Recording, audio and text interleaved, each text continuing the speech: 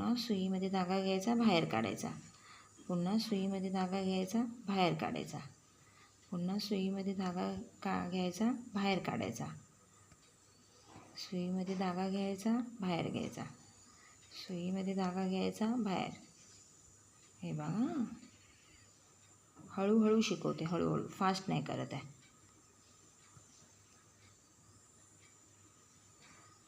हे बघा कशी विण झाली. अशी एकसारखी साखळी आली पाहिजे.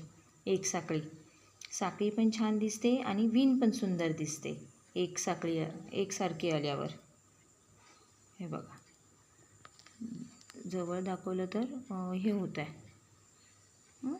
पुन्हा दाखवू तुम्हाला.